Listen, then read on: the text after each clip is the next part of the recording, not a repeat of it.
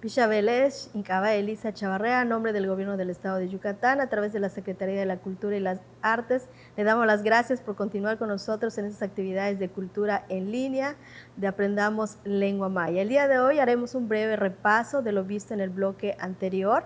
Recuerden que estuvimos viendo algunas palabras para hacer preguntas, vimos temas de parentesco y también vimos algunas palabras de las actividades cotidianas que realizamos en casa. Entonces haremos este repaso con las siguientes frases.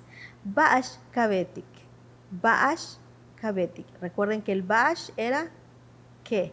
Ba'ash kabetik, ¿qué haces? Y respondíamos timbin hanal. Hanal, recuerden que era comer. Timbin hanal, estoy yendo a comer. Y también vimos para preguntarle a la otra persona qué hace, usábamos la frase kushtech.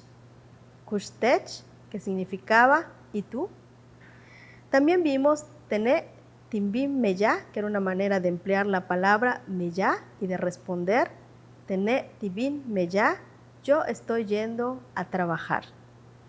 También vimos para hacer pregunta el bish, que significaba cómo. Bish ukaba akik, es una manera de emplearlo. También vimos kik, bish ukaba akik, ¿cómo se llama tu hermana? Y la respuesta era Inquique Juana Ucaba. Mi hermana se llama Juana. Inquique Juana Ucaba. Entonces ya tenemos estas frases. Vamos a repetirlo una vez más. Ba'ash kabetik, timbin hanal, kushtech, tene timbin meya, bish ukaba akik, inquique Juana Ucaba. Esperamos que con estas frases podamos ir entablando un diálogo en lengua maya. Muchísimas gracias. Los invitamos a continuar viéndonos en Cultura en Línea a través de YouTube.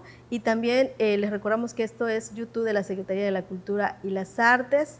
Que nos sigan sintonizando en esas actividades que hemos preparado para ustedes. Y todas estas frases que hemos estado viendo lo tenemos en la página que anteriormente les mencioné. Muchísimas gracias. Taktula Kin. Juntos transformemos Yucatán. Gobierno Estatal 2018-2024.